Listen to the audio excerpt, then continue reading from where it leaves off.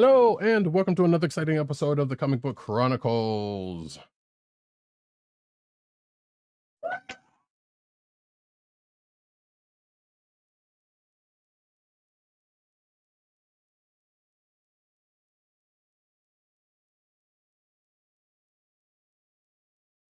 I am your host, Roddykat. You can find me at Roddykat on Twitter. You can find me at NewsNerdsNeed on Twitter. You can find me at CBCaps on Instagram. Columbia down the way. Probably wouldn't be able to find me on TikTok because the government's trying to ban it. Oh no. And the sound effects you heard come from none other than our man in Brooklyn, agent_70 on Twitter and Instagram. What's up, everybody? Co-hosting from the Borough of Kings. Yes, I am joining you tonight instead of celebrating Dave, Trugoy the Dove, aka Plug 2, over at Webster Hall in Village, New York City. So shout out to all the DJs out there and to Pastanuos and DJ Mace who were over there paying their respects and celebrating the impending release of the early catalog of De La Soul on streaming. So we are here with you tonight. And if you thought I was stalling so I could figure out what sound drop I wanted to play, you're damn right I was. You're damn right I was. Brooklyn! Straight up Brooklyn in the house! Representing! There we go. Indeed. And after all of that, you can find this here podcast on the Coastal Podcast Network. That's CSPN.us. Do it today. You can also find us on your podcast browser place of choice, whether it be Google Play, Apple iTunes, aka Apple Podcasts, Spotify, or the Coastal Podcast Network SoundCloud page. And if you are not joining us live and are checking out the De La Soul live stream, I totally understand because I'd be there also. Same. Or at least for those of us who can't make it to New York. Right, I'd be there live, you know? Exactly. But with that, hey, glad to have you with us. Actually, speaking of celebrations, though, before we get into the show, it is the show Comic Book Chronicles 11th anniversary. Wow! As of February 28th, this past February 28th, we have turned another year in this here show. That's pretty awesome. Yep. That's pretty awesome. 507. Well, as of this recording, 507, or at least at the time, 506 episodes, give or take a few because of treasure editions here and there. But yeah, we're doing this loud and proud and continuing to be there. And we appreciate anybody who's been popping in and out for any length of time. Sure. Can't stop, won't stop. Exactly. Not even the pandemic put a stop to it. So you know what? That's true. Oh, that reminds me of a video I needed to send you if you hadn't seen it. But we're on that note. But I'll have to remember to do it after the show. I'm glad you reminded me of that. And with that, folks, we're gonna dive on into the show with spoiler-free / light impressions of the Mandalorian Season 3 Episode 111. Hoo-ha! Yes, the title of the episode is The Apostate. And if you are not of the religious sort, you may not know offhand what the word apostate means, but it is worth looking up because it will clue you in as to what at least the early part of Din Djarin or Din Djarin's. I want to say Din Djarin just because it feels like it rhymes better. That's fair. But they pronounce it as Din Djarin. Correct. Right? Mm-hmm. And ultimately, we have an idea from this episode title what his early adventures this season will be about. Yeah, he has the next what they're quest. about. He has his next quest marker. Exactly. But let me tell you, it's very spoiler light, spoiler free mostly.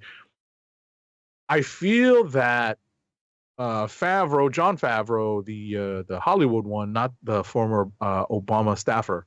Oh, dear. What's that? I said, oh dear. Well, they do have the same names. I didn't know that. So yes, of Crooked Media fame. The Jon Favreau and the writers' room were throwing us both severe curveballs, and this is some sports ball references here, knuckleballs in the dirt, curveballs, and totally, trying to throw us off whatever track we might have we might have thought they were going down. They did their very best to throw in everything, and there's a little bit of everything in this first episode. This is true. We got callbacks to Star Wars Rebels, which I did the Leonardo da Vinci. The Leonardo DiCaprio pointing thing. I almost did that to the TV, even though I was sitting there alone. Yes, I did, and at the end of the day, I was like, I think I remember what they're called, and then I was like, oh, Free Willy. That's it.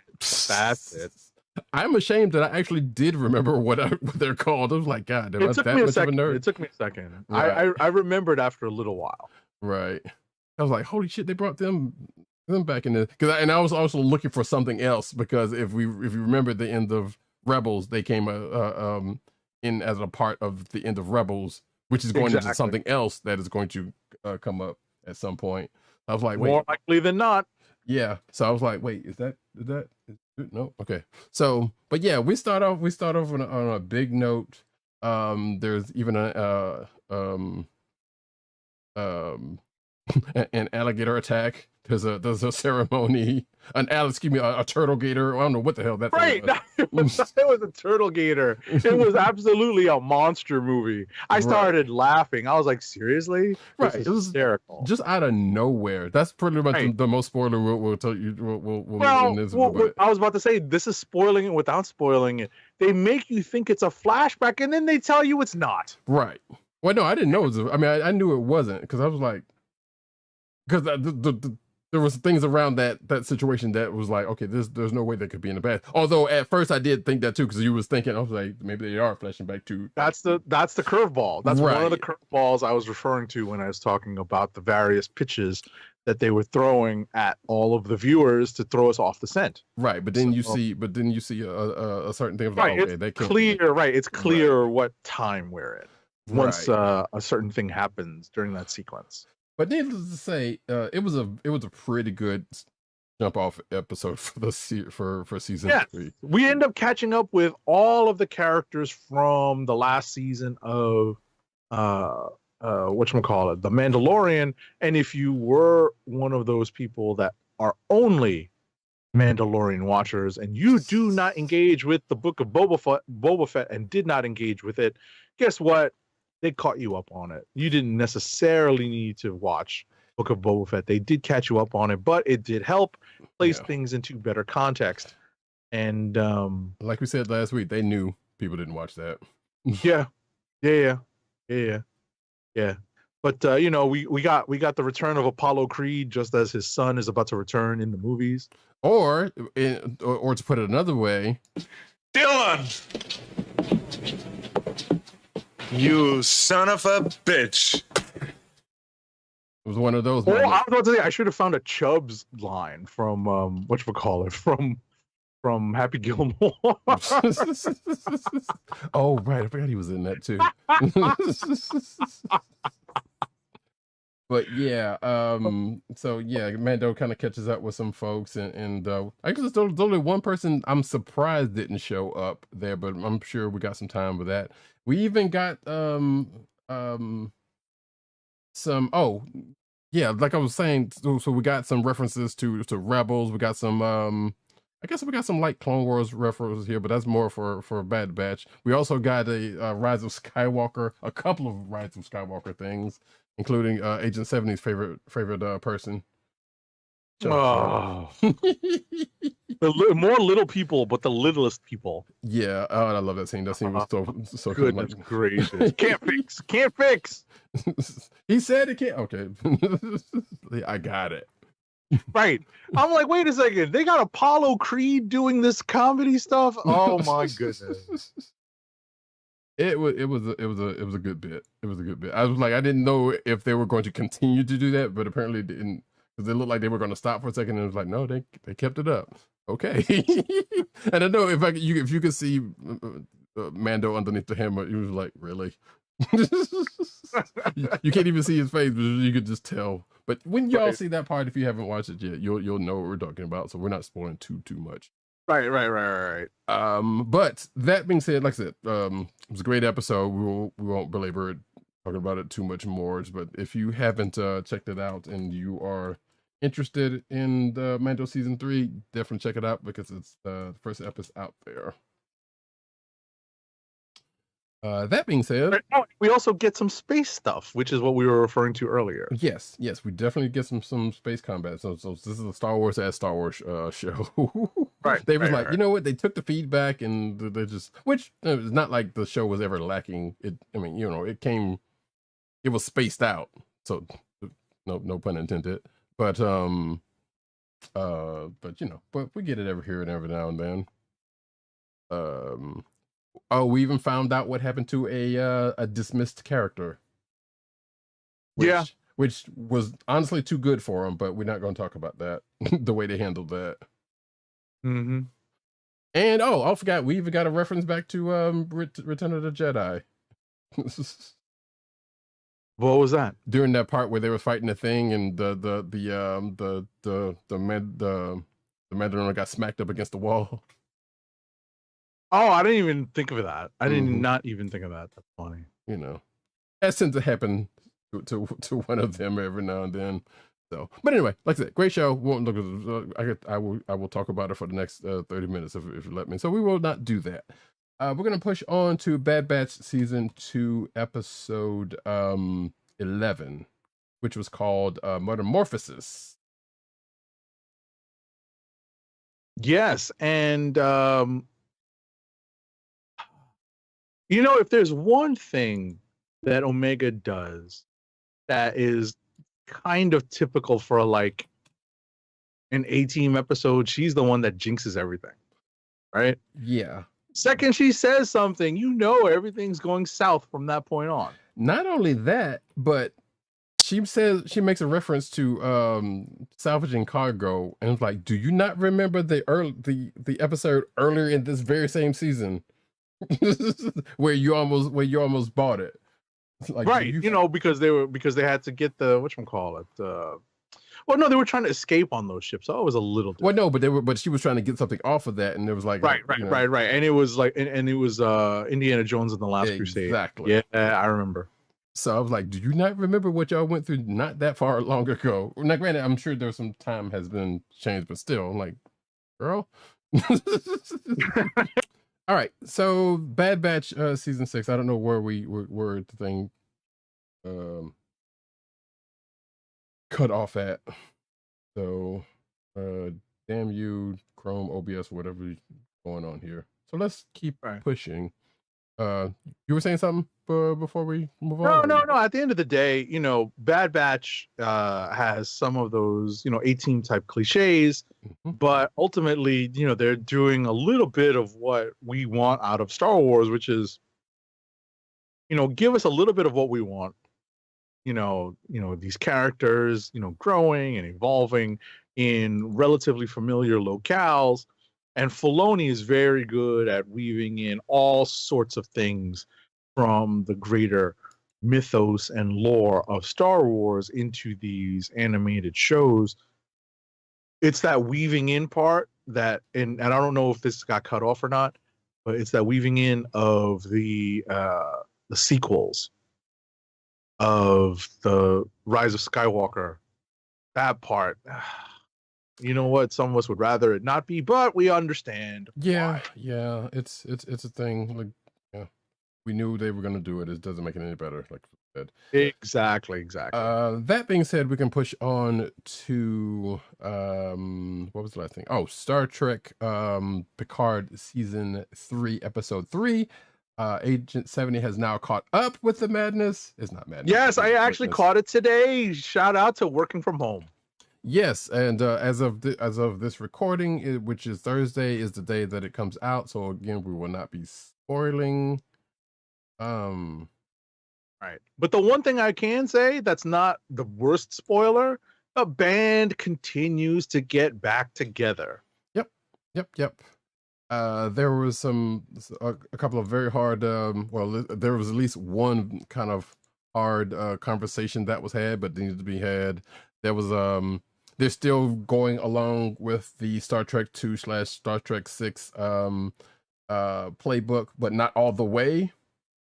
And yeah, it ended off on a note. Some would say a cliffhanger of sorts. True.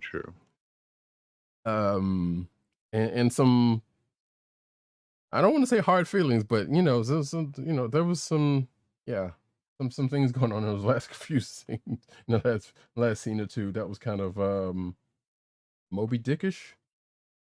Yeah, kind of. And you know what? You could see Frakis's directing. Yes, he did. Yes. Mm-hmm. You could absolutely sense that he, it's kind of like an old Star Trek hand was directing this episode. Oh yeah. He's had his hands in it for a good minute. So it was a well done episode for certain. A lot of action, a lot of some jokes from some unexpected places. Yeah, and the return of a species you thought was gone, but nope, they just keep coming back. Yeah, well, they weren't gone; they were just off in their own little corner of the universe. Back as a threat is definitely the case. So, because they weren't completely gone, right? But yeah, I was like, that was one thing I didn't see. Now, there's only one other piece of the puzzle that hasn't been filled in yet, and I guess we're going to get that when the A and B plots kind of converge, or by the time the A and B plots converge, because clearly there's some more going on as to why all of this is happening, and some of it's probably already been put out there, but I won't say much about it. But yeah, it was a good episode. I enjoyed it. I enjoyed it good, and apparently so did Agent 70. That being said, though, we can push on to the books of the week, because I don't think we have anything else as of yet to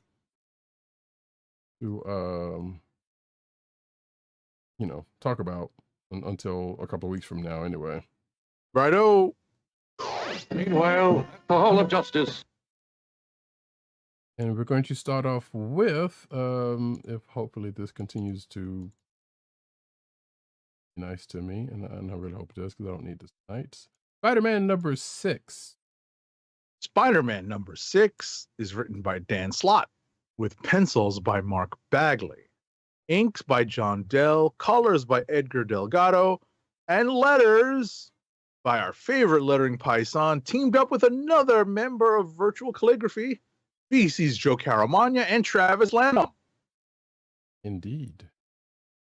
So we actually pick up in this issue virtually right where we left off in the last issue, because it was kind of a cliffhanger where we're not 100% sure what is going to happen in this end of the Spider-Verse. That's the quote-unquote subtitle, subtext or subtitle of this series.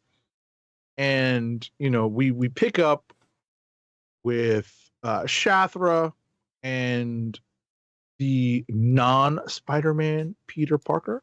That's a mild spoiler. One of them, right? Yes. Right, but it's a Spider-Verse story, so how hard is it to spoil if we're just talking about like variants, right? But let me tell you something. And Roddykat agreed with me when we talked about this just in our pre-production meeting just before the show, basically. There were very much Crisis on Infinite Spider-Verse vibes in this issue. Very much so. They were very clear, and there may be that may very well be the goal of what Slott is doing, is to put all of these spiders into a smaller playground. We'll put it that way. Right. Kind of consolidate the brand, some would say. Right. But yes, and apparently Shatner has been talking to Kang, because they seemingly have similar ideas in this case on what to, or I should say MCU Kang, I guess in this case, but they have similar ideas of what should be the course going forward, and this issue is doing the lifting and trying to get that way, including an ending that is familiar to another event from back in 2015 that we both had a chuckle about. There was actually even a Multiverse of Madness reference, actually, now that I think about it, in the thing that I had to call out. It was like, okay, Slide. Yep, there was. They kind of flipped the words, but he was like, okay, I see what you did there, Slide. Okay.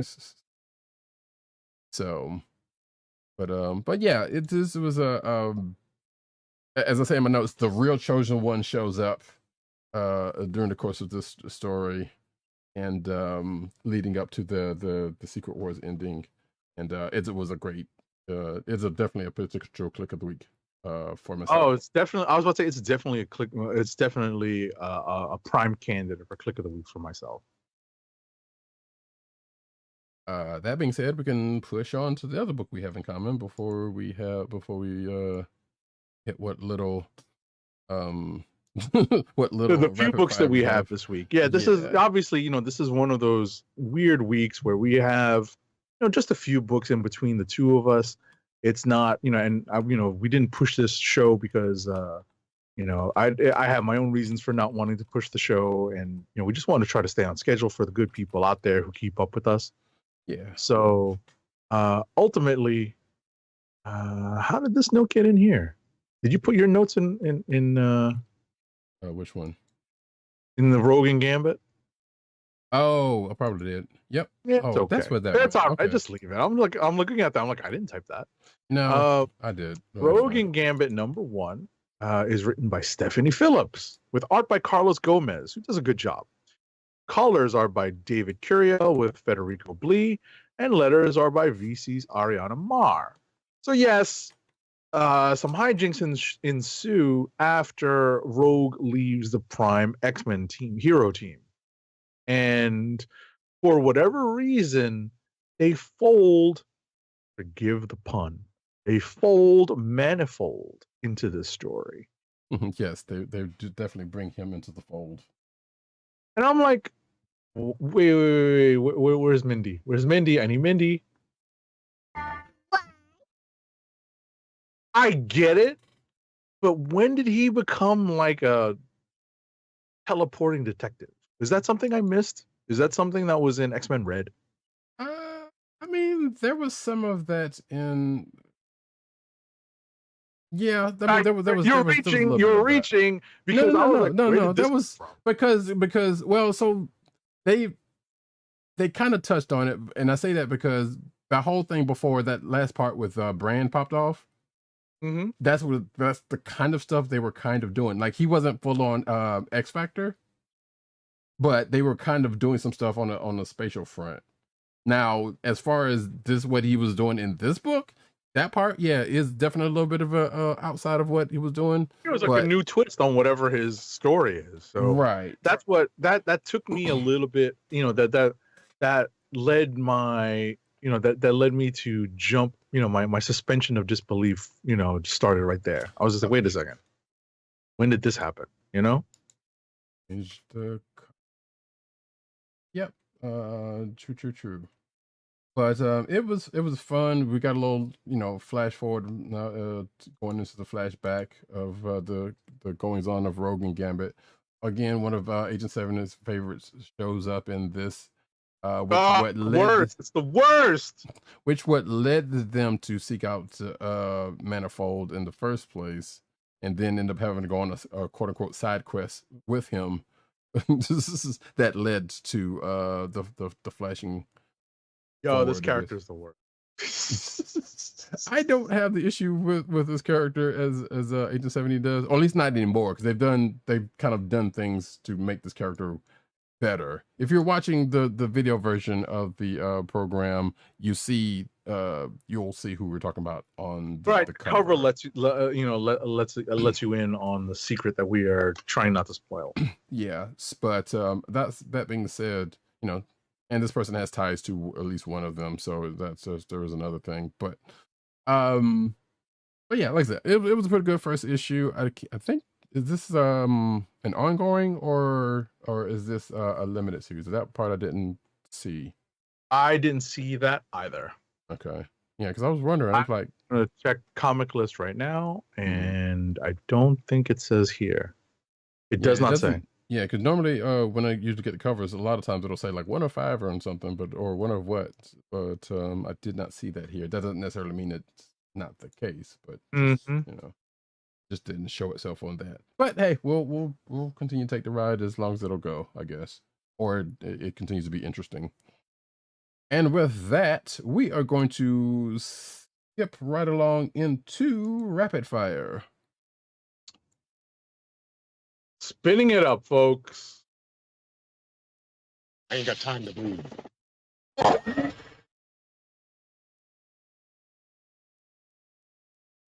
All right. So first up, believe it or not, is a #1 issue published by Image Comics, titled Phantom Road #1, issue #1. It's written by Jeff Lemire, with art by Gabriel Hernandez Walta, colors by Jordi Belair, and letters by Steve Wands. So there is a haunted road. That's not a spoiler. That's the title of the book. But the characters that we run into are really everyday people who are thrust into very extraordinary circumstances. And there is a horror/terror element here that is most definitely up Lemire's alley. So if you're interested in anything that Lemire does that's not superhero related, that does have the supernatural bent to it, pick this up. I really like the presentation of the book. Gabriel Hernandez Walta's art, if you read the Vision maxi series, I'm a fan of his art from that, and so that made me pick this up and read it. So Phantom Road #1 from Image, out this week. Give it a shot. Next up, Captain America Sentinel of Liberty #10 is written by Jackson Lansing, with art, and Colin Kelly, that is, with art by Carmen Carnero, colors by Nolan Woodard, and letters by our favorite lettering paisan, VC's Joe Caramagna. I have not been the biggest fan of Lansing and Kelly's run on Captain America Sentinel of Liberty thus far. This issue does not help. It's okay. It definitely pushes this Invader story along, but ultimately, I find myself not caring about what's happening. And that's a bad thing when it comes to a Captain America book that should be about Cap being, something of an action hero, but still a thinking man's action hero, right? So I don't get that from this book right now, and it's pretty disappointing. Next up is Spider-Gwen Shadow Clones #1. It's written by Emily Kim, with art by Kei Zama, colors by Triona Farrell, and letters by VC's Ariana Marr. Yes, it's another Spider-Gwen miniseries, and also another Spider-Gwen clone series. But it's still fun. It's lighthearted.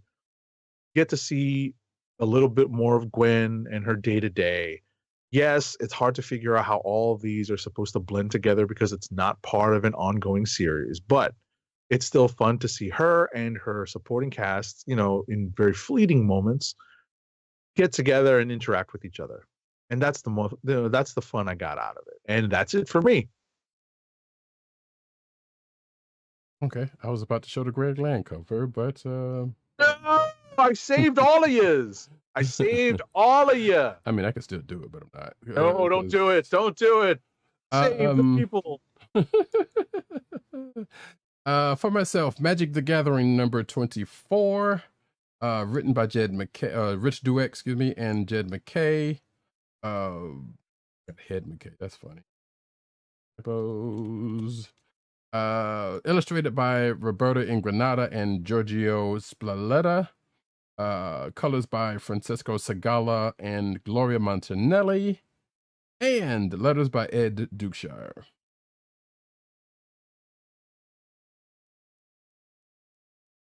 So, Aminato pays a visit to one part of the crew that is looking for some folks. That's Nico, Kaya, and them, and gives them a mission to basically go find the other crew and stop somebody from, or stop them from getting taken over by Margaret Lodge.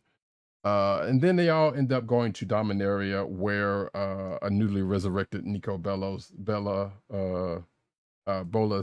and Nahiri are plotting something. And of course, Nico being Nico, kind of flips the script from what the deal was. He changed the deal, pray he doesn't alter it anymore, basically.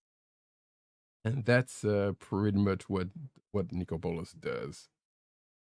Let's see. Last book for me is I Am Iron Man number 1. It is written by Murewa Ayodele. I apologize if I mess up your name there. Art by Dotun Akande. Letters by VC's Jokar Ramanya. So this is the Tony Stark celebrating his Iron Man 60th anniversary book with this. Matter of fact, I don't know, somebody mentions in the book saying, like, I believe it's his birthday today, which, is a nod to that. And this is the book that was that we talked about probably a month or two back. That was coming out this year. Actually, yeah, I think we talked about it at the end of last year, and that's going to pretty much go into the past and present, and from the way this book sounds, the future, because there is definitely some time travel involved in this book. In this issue, we go back to the time of the Mach 1, and then back to the present, and there is also someone there, almost an anime-like being there, kind of, that is being the antagonist in this, but there's reasons for that, and there's reasons for the time travel, apparently. So we will find out what that is about during the course of this book. Also, there was a gem and the holograms reference, which I was not expecting from this book, but that got me. So I read this book. I just did not list it in my list of books this week. And I saw that. I was like, isn't that the name of? Yes, it is. Yep. I was like, It's truly outrageous, folks. It is. Which, and I get, if within references to why that came up, it makes sense. But it would also make sense if you were old enough to know about gem and holograms. Also, yes. You have to be of a certain vintage for that. It's contagious. Yes. Indeed. Outrageous. Yep. Jim is her name. No one else is the same. I do know bits of that song. Yes. But that being said, I don't know. I'm curious to see where this is going. So it's still terrible, because I used to not watch it but hear the song because my sister watched it. I did watch it because I watch a lot of shit I probably shouldn't be watching. I'm up on Sunday mornings. It's on, whatever. Let's get it. I hear it and I was like, wait a second, that name sounds so familiar. When I read it in this book, I was like, no. And the past imprint was just there on you. You really couldn't escape it back in the day also. So it was like, whether you watch the show or not, it was hard to escape. Right. So anything else? But that being said, like I said, like I was saying, we'll see where this book is going. I'm along for the ride so far. And that is it. The thing is that it's just like it's kind of like an anthology, basically, where they're kind of like they're tripping through like various periods of time. Right, that's the whole conceit. Right, that was for this book, and it's like, yeah. So whether it comes up in anything or whether this is just like, I don't know, 60th anniversary showcase type situation, which it pretty much is. Let's face it, because the other book's already doing its own thing. Right. You know, I'm here for it. So Cool. And that, folks, is it for our books. Clicks of the week. Clicks of the week.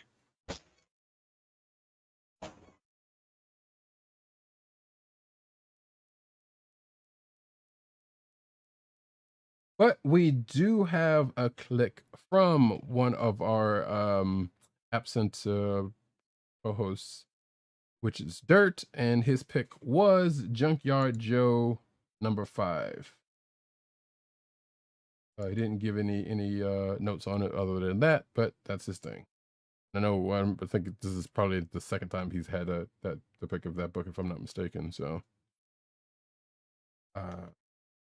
and I think Agent 70 is pretty much cemented his already.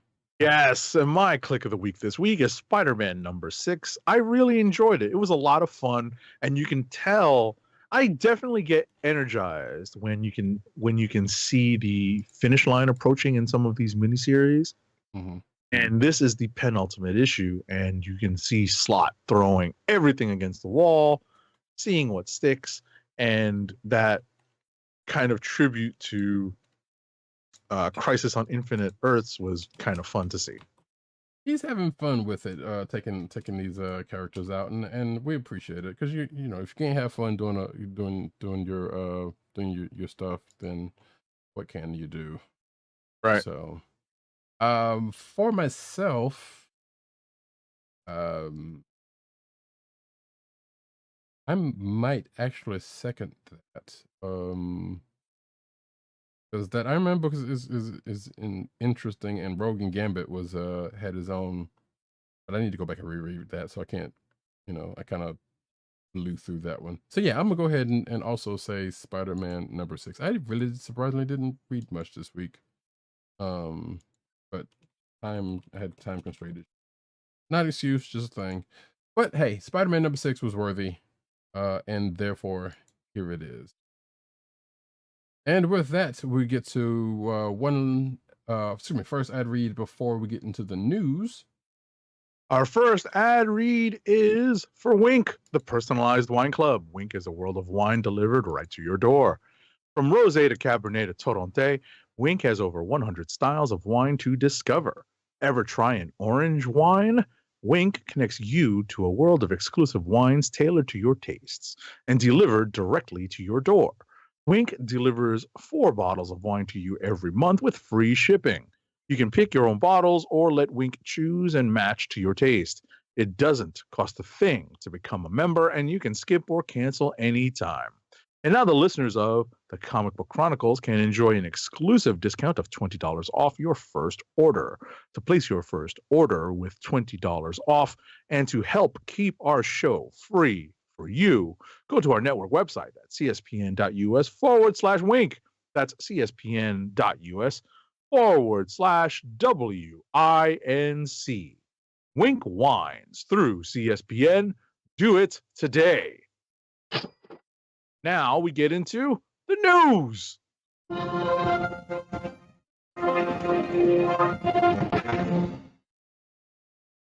And we start off with the cinematic news as we do about this time. Shout out to Benji Games 2 who gave us a shout out early, a few minutes ago that I just saw. So what's up? Hope you're doing good tonight.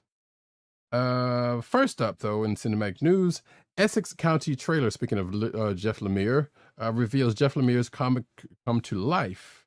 So apparently, Essex County is a slice of life collection of short stories from 2008, which it says here served as Jeff Lemire's first earnest foray into the world of comics. It says here that the first trailer for this series, which will be will be released within the next month on Canada's Gem streaming service, a platform owned and operated by the CBC. So it's not here in the States, but maybe it'll come here. This was filmed last fall in Ontario, and the series follows Lester, and and Jimmy, and some second family members and some prominent roles. And there's a trailer attached to this. Apparently, is a 5-episode miniseries with a bunch of people in it. And you can check it out for yourself if you're in Canada or those magic 3 letters. If it's good enough to get around. Next up. So, Gotham Knights showrunner reveals that Batman fans can expect to see plenty of Easter eggs and foundational characters in the upcoming DC show if you dare to watch it.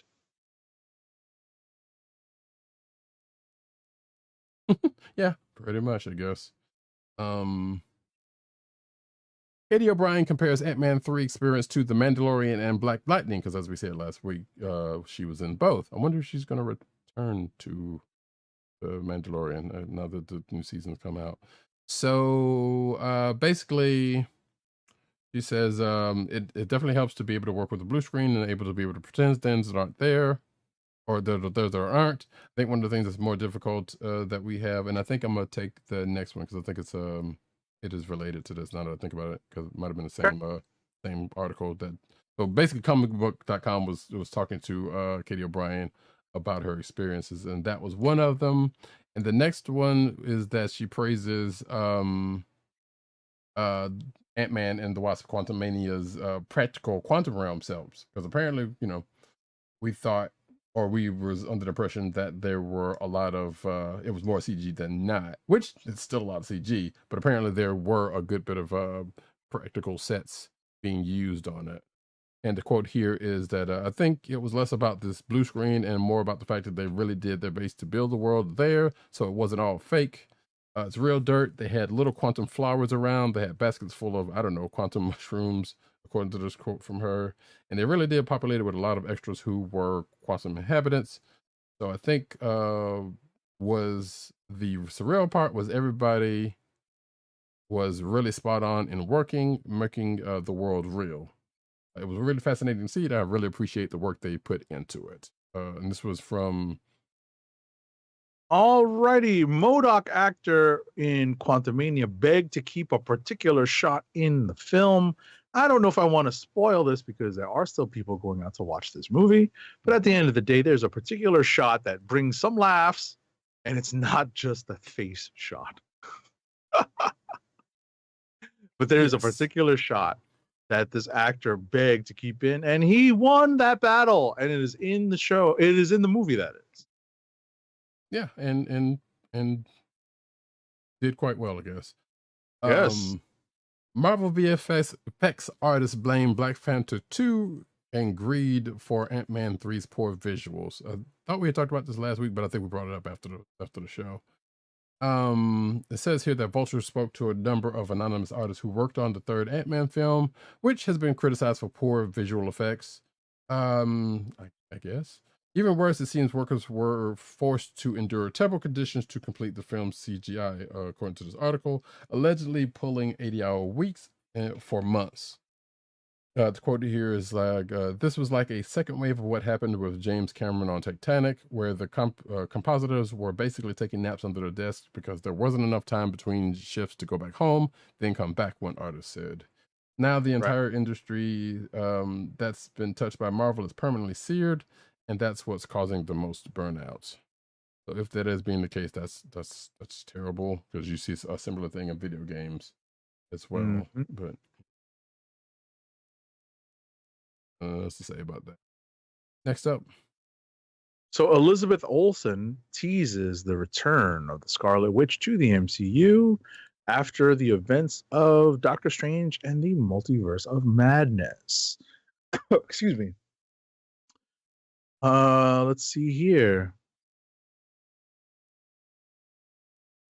Scrolling. So in a recent appearance at ComFest Con 2023, she talked about her potential return. Okay. Yeah, that's sure. it. That's it. I'm not going into all of it. Yeah, a little tease there, basically. Yeah. Hey, if you're in New York, apparently Charlie Cox is around there and they're starting to shoot Daredevil Born Again.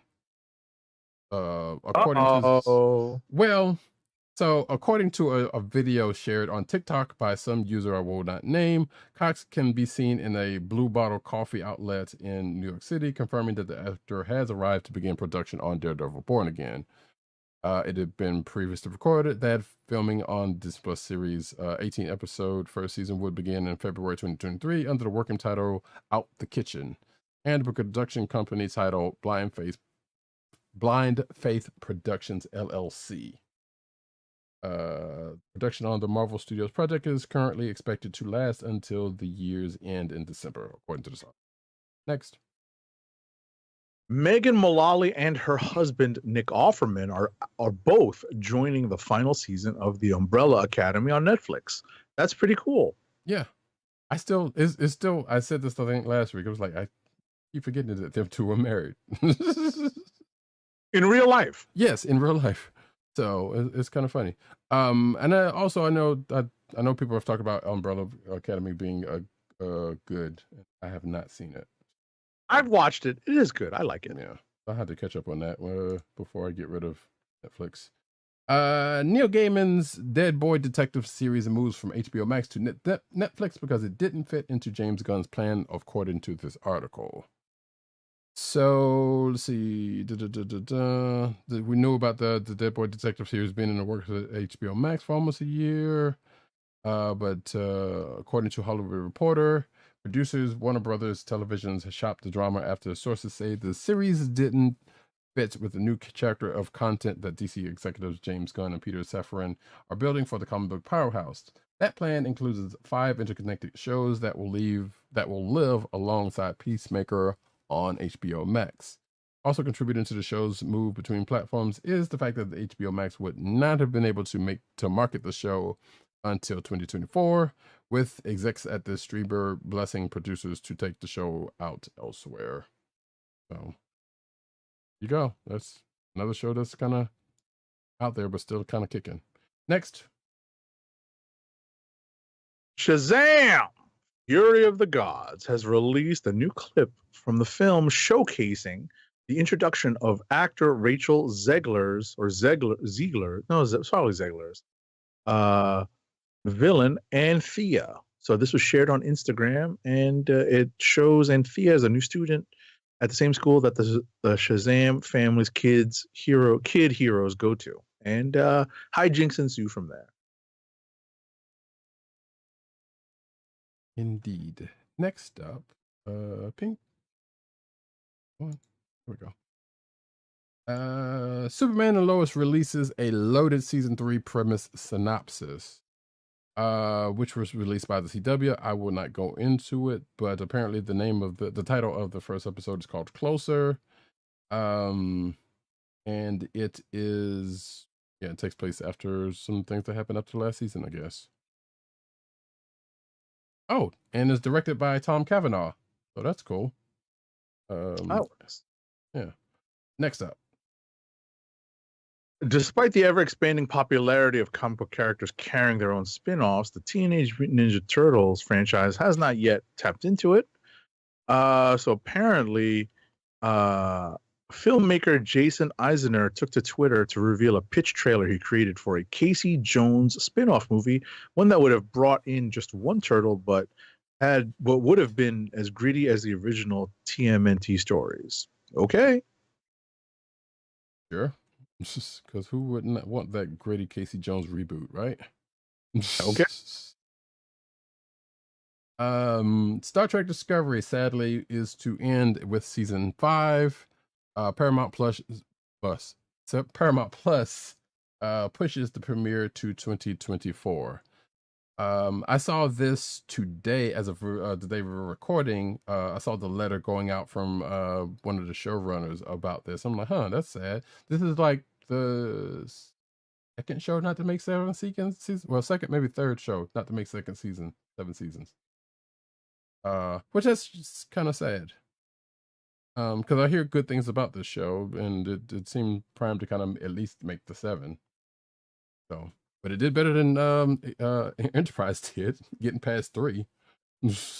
or was it two or three? One of the two. But it says here that filming is almost complete on season 5. Paramount is planning to send the show off in style with events planned in certain key markets throughout the year leading up to the final season's release. Further details will be released at a later date. And then there's a quote here from series star and producer Nicholas Martin Green, saying, "I can hardly believe that this mind-blowing journey with Star Trek Discovery is ending. I'm astoundingly blessed by God to have played Captain Michael Burnham and to have taken part in the legacy alongside an extraordinary cast, phenomenal crew, and remarkable writing team." It goes on from there, but I won't say all of it. But it is in the show notes if you are inclined to want to check out what she's.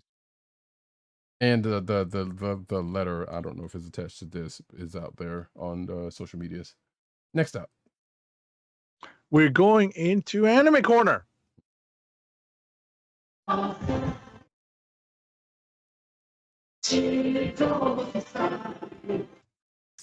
So, that was, of course, from Attack on Titan, which has its premiere of the second half of the final season tomorrow. It'll start our day tomorrow from Japan. So, Demon Slayer, though, announced the release date for Season 3's Swordsmith Village arc. As per Crunchyroll, the series will adapt the highly anticipated storyline from the Demon Slayer manga as a special 1-hour premiere episode on Sunday, April 9th at 11:15 Japanese Standard Time. That's PM. So a brand new trailer was released and it teased fans with snippets of beautifully animated action sequences from Tanjiro Kamado and the gang. The trailer also previewed the new opening theme song, Kizuna no Kiseki by Man with a Mission and Mullaly. UFO Table, the animation studio behind the anime adaptation of Demon Slayer, released the first key visual for the Swordsmith Village arc. And Haruo Sotozaki continues to serve as series director. So yeah, I'm going to be watching this Saturday evening in the theater, in a movie theater. Yes, I was going to say, which we've talked about before. So, say again? No, I was about to say, which we've talked about before, the airing of the last two from last season and this 1-hour special. People are going to get screened on March the 2nd, which you just said you're going to. Next week, right, we'll get Agent 70's impressions of that. Right. What I was going to add is I'm not going to spoil too much because I am very much looking forward to it. Yeah, I am too, but I don't think I'm going to the showing, so I'll just probably have to. All right, it's going to be a month away. It's not that big, it's not that big a wait. Yeah, I know, but then we're going to cut over into the manga corner because we didn't really. Actually, I thought I had something on the Attack on Titan premiere, but I guess not. So, but in the manga corner, we got some manga pick hits for May 2023. Apparently, looking slightly into the future. I won't read off all of these, but yeah, there is actually it's not that much. It's Centaurs Volume 1 and Dark Gathering Volume 1, both from one from Viz and the other from Blaze. And then there's Word Bubble Up like a soda pop, because manga loves their catchy titlings. But you can check the article in the show notes about if you're interested in finding out what those are about. Next up. All right. Dark Horse and Tapas Food announced deal to print digital comics to print. So Dark Horse will bring 4 Tapas titles to print beginning later this year. All of a sudden, I'm hungry. I am too, actually. Publisher is adding a different digital comics platform to the print catalog. As Dark Horse announced a deal with Tapas Entertainment to bring series from the popular webcomics platform to print.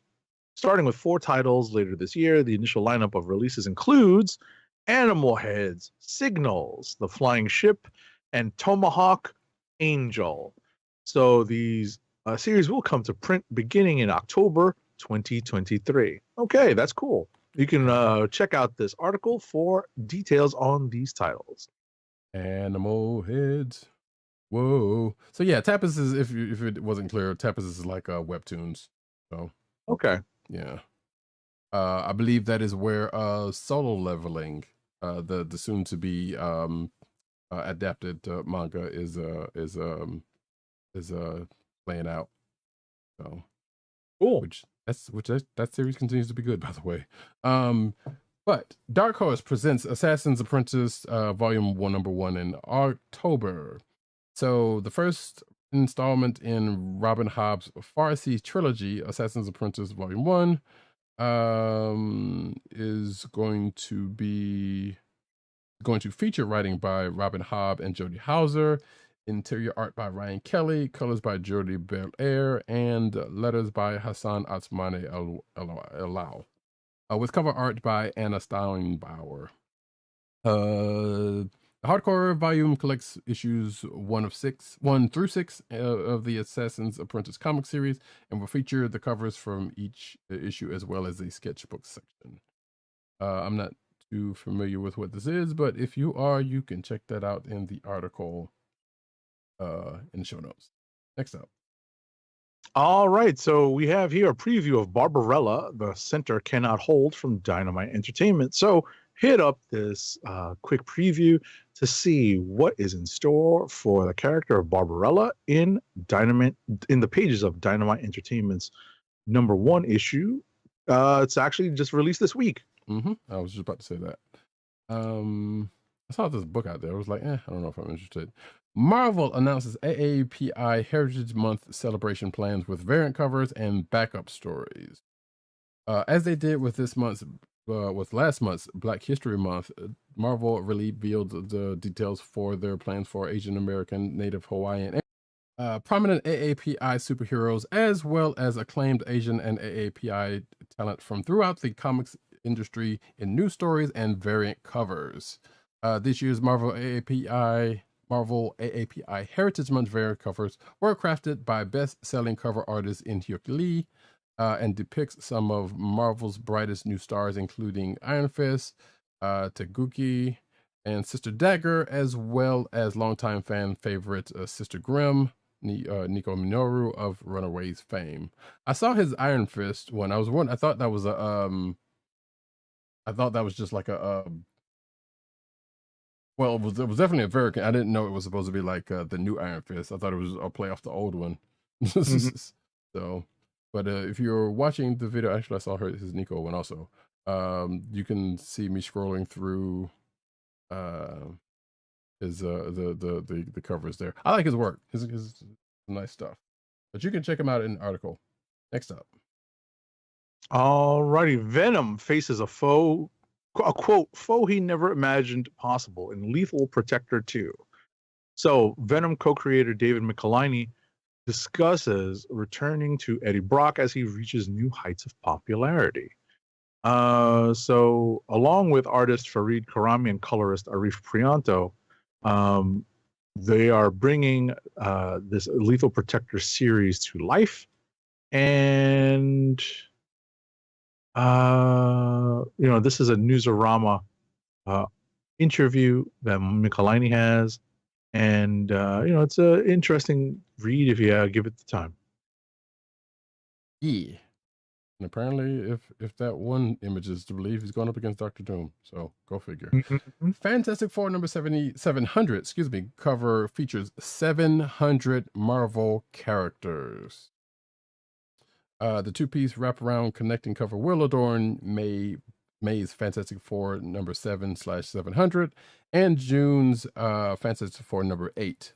The variant, which has revealed its first half below in this article, spans more than 60 years of Fantastic Four comics with friends and foes alike, including enemies Mole Man, the Super Skrull, Blastar, Overmind, Annihilus, Ronan the Accuser, the Frightful Four, and Galactus.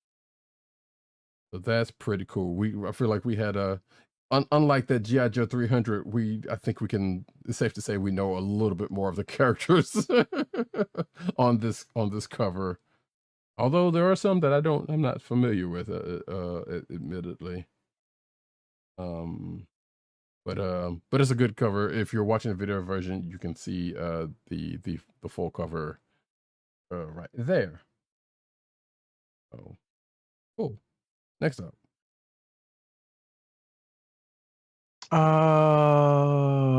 Marvel and Essential Sequential launch Marvel Signature program to sell prints and more of Marvel Comics art. That's pretty cool. Yeah, I saw that. I'm like, oh, okay, that's an interesting thing. It says there's some, Terry Dawson, Stell Freeze, Jim Bartel stuff. And apparently it's stuff that'll be online and at conventions. So if you looks like the items are ranged between 30 and $89. It'll be prints, posters, and lithographs and whatnot. So that's cool. And it also lists the stuff that's starting off, but I won't go into that. The Wolf Among Us 2 is being pushed back to 2024. According to this article, the new Telltale is trying to avoid burnout. If they had, what, I'm not going to go into that. But, things happen in video games. So games get pushed back all the time.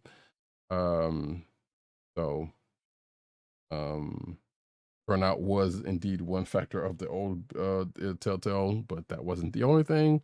So I guess good on them for trying. Next up. One moment. All right. So Hasbro has revealed Marvel Legends Wave in honor of the new Ant-Man film. So this is slightly old news, but we are on a roll with the Marvel Legends announcements from this past month and now the current March. Mm-hmm. And, we've got the, of course, an Ant-Man, Wasp, and a Kang the Conqueror from the movie, as well as a Black Ant, an Egghead, a new updated Ultron, and a Crossfire of all characters. So, you know what? We've got obscure in some ways, and we're about to get a little crazy with some more Marvel Legends announcements in a bit. And that's that last name that Agent 70 mentioned will go good with an upcoming announcement that we're about to get to in the article after next. Which, let's see, Marvel Classics, Hasbro reveals classic Luke Cage figure. This in the glut of news we got. If you're watching the video version, you can see the figure here, which I could have sworn, didn't they have? I guess this is the more articulate one, because I thought they had a classic Luke Cage already, or did they not? Yeah, but not in whatchamacallit, not in the current Hasbro. Right. They had one back in the Toy Biz days, so this is the first crack at tiara wearing Luke Cage. Gotcha. Next up, and good thing that Agent 70 got this one. Right. So I did not have a chance to watch the live stream on that. Did not, and went to bed a little too quickly last night to catch up on this. I'm glad that Roddykat pulled an article that highlighted every single new release. So we're going to go through this quickly but distinctly and with some detail. So thankfully there are some photos here to show us some of the things that are coming. So that first photo shows us a Destroyer, a Super Adaptoid kind of mega figure, a Hawkeye on a Skycycle, and a Black Widow, but we'll get into that shortly. First up is a Bruce Banner and Hulk 2-pack. So this is in honor of the first appearance of the Hulk. So you have the gray Hulk with the orange shirt, and you have a Bruce Banner. So that is meant to recreate the cover of the Hulk's first appearance.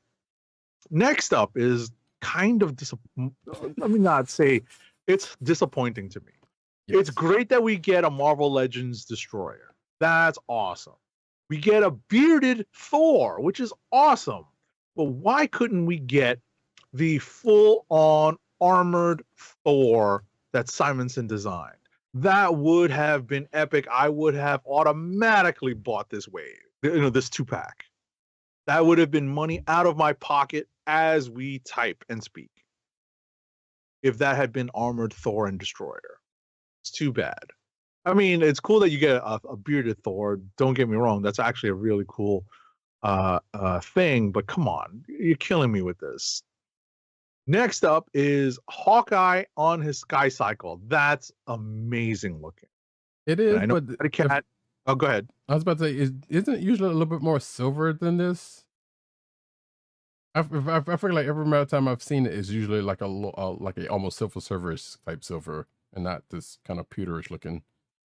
I mean, I think there have been a couple of designs. True.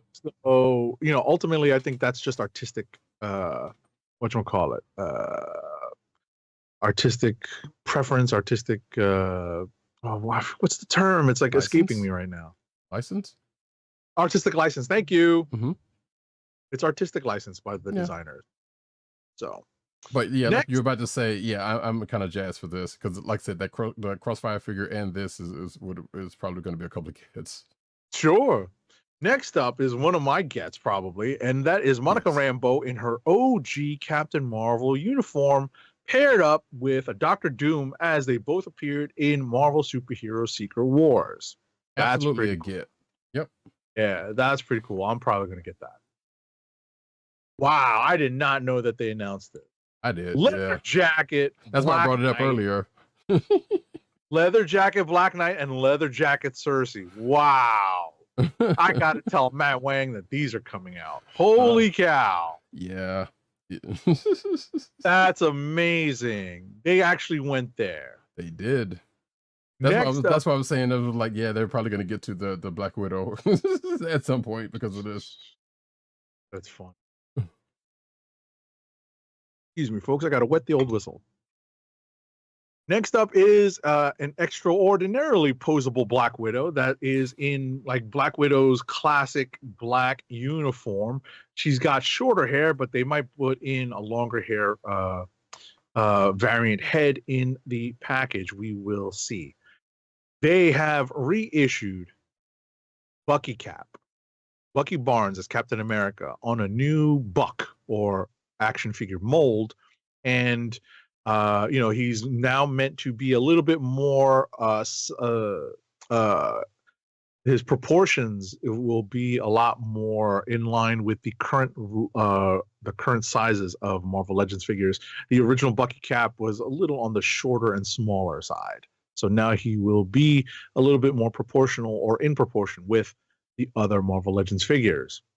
Next up is a Queen Varanki and Super Skrull Secret Invasion 2-pack, which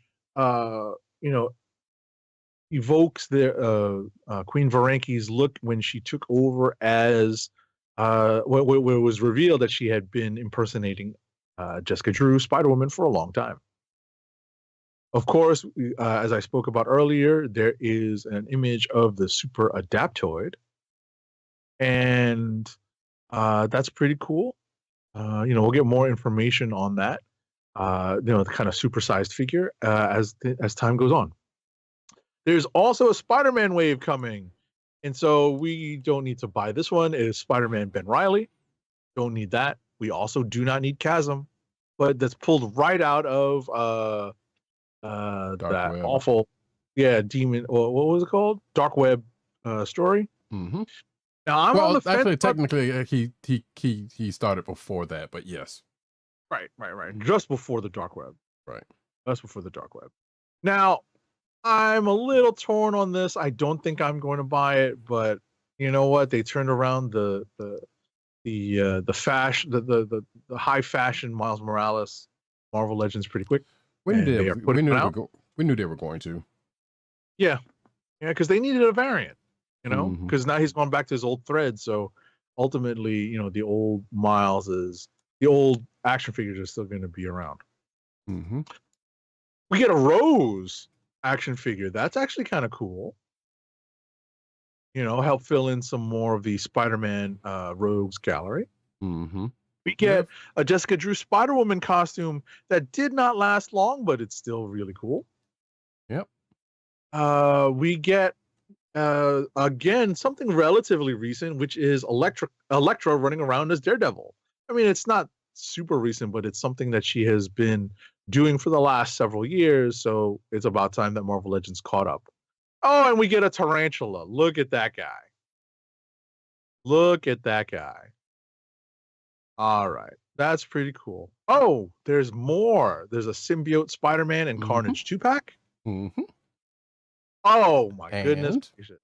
The animated Aunt May and Doc Ock 2-pack. Oh, my goodness. Look at this, folks. So, if you look at this, well, the Carnage and Spidey were both symbiote, right? This is the cartoon Aunt May, which is the older version of Aunt May, not young hot Aunt May. Specifically, And- yeah, 90s era. Right. Specifically the 90s animated Aunt May. And Doc Ock with bendy arm. And that's a big deal because a lot of people have been asking for bendy arm Doc Ock, which means a classic looking comic book Doc Ock with bendy arms is probably not far away. And that is it. So you can find this stuff on your toy, where you get your toy distribution from, or Hasbro Pulse. Go to Hasbro Pulse, see if they're not sold out already. But hey, there's a lot of cool things here. Gonna have to make some room in my toy shelf for some of these. I do wish though that Armored Simonson Thor was part of it. Yeah, it looks like those last two, the 2-packs are exclusive to Hasbro Pulse. They're called the VHS 2-pack or something like that. I can't remember what it is, but yeah, that's kind of cool. I don't know if I'd pick any of those up from that set, but from the earlier set that we talked about, definitely some gifts, a couple of gifts. Right. Last but not least, first look at new Biker Mice from Mars action figures. If you are of a certain vintage, you will recognize that name. If you are not, then go ask your parents, I guess. So, well, I guess they did have a cartoon in the 90s, according to this thing. I forgot about that. But according to the Nacelle company, oh, wait, the same Nacelle that did the toys that made it? Yes. Yes. The classic 90s cartoon series Biker Mice from Mars is about to make a big comeback thanks to said company, the studio behind the hit Netflix shows like The Toys That Made Us and The Movies That Made Us. Great stuff if you haven't checked them out. They picked up the property rights for the Biker Mice from Mars, and they're developing a new line of action figures and apparently a new animated series. The new toy line is the first that they will release, and there is a first look of these action figures. So yeah, and then there's a statement from Brian Volk Weiss, the head of Nacelle, about these figures. It says Biker Mice is the perfect way to start off 2023. Biker Mice is the perfect way to start 2023 off with a Mars-based bang. To get that quote right, I guess. Again, you have to be of a certain vintage to even know that property, and I know Nacelle is those folks are, but outside of that, what do we know the market they're going for? Mm-hmm. That those folks such as us. But hey, that's kind of cool. I don't know if there's any pricing on this. No, but apparently Toy Collector magazine has a cover that is in this article also. But yeah, no information on pricing or anything. But if you are interested and or William Bruce West, check this out. Ah. Shout out to William Bruce West. And that is it for the news. Let us get one last ad read.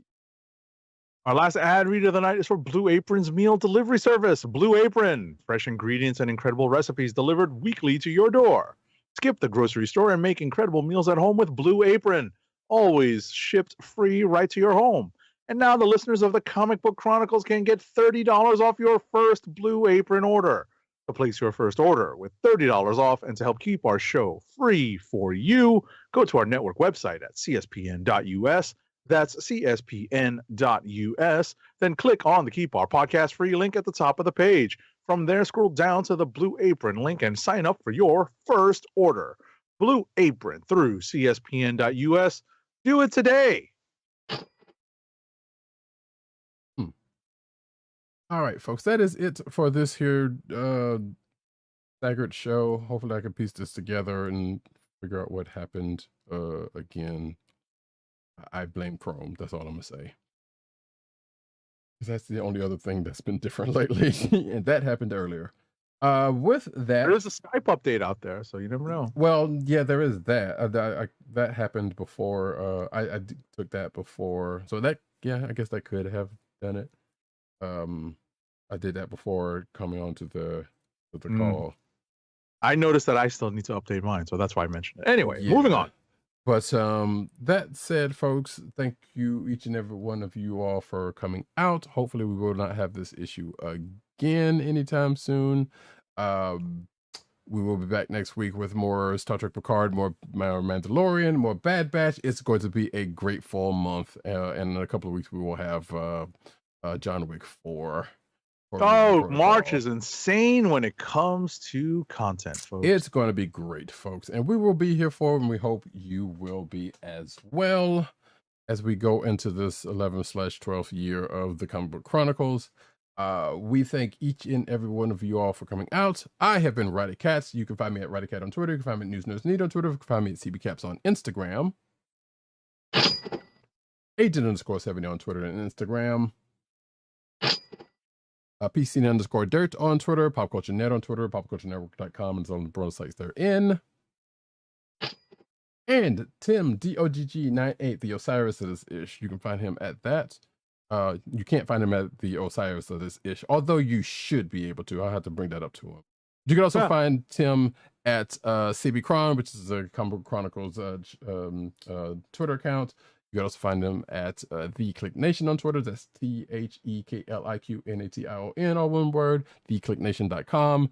And of course, comicbook.com, where he's over there writing his face off under Timothy Adams. Gotta go check his stuff out. He's just doing some good stuff. We're not just saying that because we know the dude. You can find this here podcast on the Coastal of the Podcast Network. That's ESPN.us. Do it today.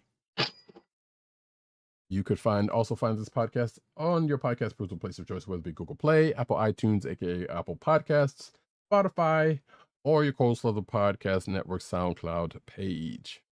Make sure to hit like and subscribe and leave us all great, positive, wondrous 5-star reviews. You can probably find this under other pod aggregators out there too, in certain places. That part I know, but those are the ones we know of for certain. You can also find us recording mostly times every Thursday night, 9:30-ish p.m. Eastern Standard Time on the YouTube channel of The Click Nation. That's youtube.com/TheClickNation and twitch.tv/Comic Book Chronicles. Again, hit like, subscribe, and hit the notification button so you know when we are on and recording, no matter what. Indeed. And I will try to piece this joint together so that it could be out on YouTube. I can't really do too much about the Twitch thing. It's just going to be what it is. But luckily, I think that's kind of stayed together. So it is what it is. With that, folks, this has been the Comic Book Chronicles. Peace and Dela. Peace. One. Shout out to Dela. Almost over, y'all. Yeah, I really stand. Lights out.